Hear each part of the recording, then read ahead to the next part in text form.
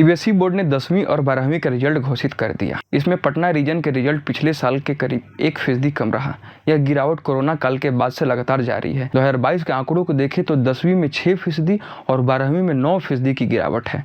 इस साल यानी 2025 के रिजल्ट के मुताबिक देश भर के 17 रीजन में से पटना रीजन यानी बिहार और झारखंड 10वीं में 13वें नंबर पर तो 12वीं में 14वें नंबर पर हैं। बिहार झारखंड के स्टूडेंट्स में कोचिंग कल्चर का क्रेज तेजी से बढ़ा है। अधिकतर स्टूडेंट स्कूल से ज्यादा कोचिंग पर निर्भर हो गए हैं। वह जेईई या नीट की तैयारी करने के लिए दिन भर कोचिंग्स में रह रहे हैं। डीएवी कॉलोनी के प्रिंसिपल अजय झा का मानना है कि छात्रों के प्रदर्शन में गिरावट की बड़ी वजह डमी स्कूल और कोचिंग कल्चर का तेजी से फैलाव है। उन्होंने बताया कि इस बार के एग्जाम्स में केस बेस्ड और कॉम्प्लीमेंट बेस्ड सवाल पूछे गए थे, जो केवल रटकर या कोचिंग्स में सवाल हल करने से नहीं आता। यह समझ पर आधारित था। अब जो छात्र सिर्फ कोचिंग पर निर्भर थे, उन्हें तो पैटर्न का ही अंदाजा नहीं था।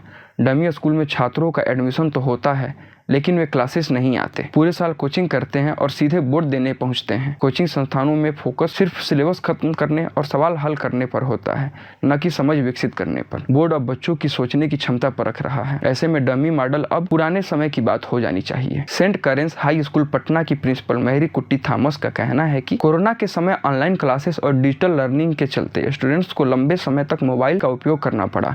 यही आदत धीरे धीरे सोशल मीडिया और गेम्स की ओर ले गई, जिससे पढ़ाई करना मुश्किल हो गया है। अब वह मोबाइल के सहारे ही ज़्यादा पढ़ाई कर रहे हैं। प्रिंसिपल थॉमस का कहना है कि कोविड के बाद बच्चे और कुछ पेरेंट्स में यह ट्रेंड दिखा है कि वो स्कूल भेजने के लिए कतराते हैं। कई बच्चे स्कूल छोड़ देते हैं और यूट्यूब पर कोर्स पढ़ने को सीरियसली ले लेते हैं, जबकि स्कूल में आकर माहौल को समझना और टीचर्स के साथ कम्युनिकेट करना सीखते हैं, अनुशासन में रहना सीखते हैं। बच्चों और खासकर पेरेंट्स को ये बात समझनी चाहिए। वहीं करियर काउंसलर राधिका तेवतिया का मानना है कि कोविड के बाद बच्चों की पढ़ाई में मोबाइल का दखल बढ़ा है। लंबे समय तक ऑनलाइन पढ़ाई करने के कारण उनके अध्ययन की निरंतरता प्रभावित हुई है। आज परीक्षा में सफल होने के लिए कंसेप्ट क्लियरिटी, प्रैक्टिस और टाइम मैनेजमेंट जरूरी हो गया है।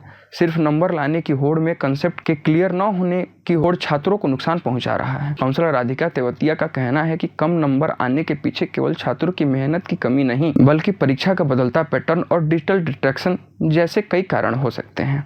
अजय झा ने बताया, हमारे स्कूल में साइंस और बायो की तरह ही अब आर्ट्स में भी एडमिशन बढ़ रहे हैं। अब बच्चे आर्ट्स को केवल कमजोर छात्रों का स्ट्रीम नहीं मानते, बल्कि इसमें भविष्य की संभावनाएं देख रहे हैं। आर्ट्स से civil services, social sciences, media, social work, law और एडमिनिस्ट्रेशन जैसी असीमित संभावनाएं हैं। बच्चे अब समझने लगे हैं कि हर स्ट्रीम्स में अपना महत्व है। राधिका का सुझाव है कि जिन छात्रों के नंबर उम्मीद से कम आए, वे सबसे पहले शांति से बैठकर अपनी स्थिति का मूल्यांकन करें। पहले खुद से ईमानदारी से यह पूछे कि किस विषय में कमी रह गई और किस विषय में आपकी पकड़ मजबूत है। फिर अगला कदम सोच समझकर उठाएं। करियर चुनते समय अपनी रुचि, योग्यता और लॉन्ग टर्म गोल को ध्यान में रखें। साइंस, कॉमर्स और आर्ट्स हर स्ट्रीम में आज अपार संभावनाएं हैं।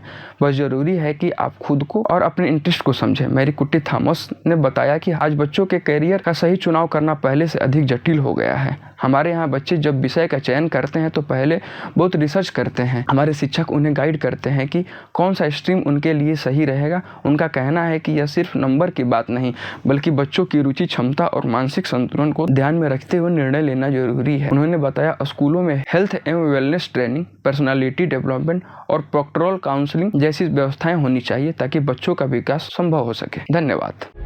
प्रभातखबर.com, विश्वास वही, रफ्तार नहीं।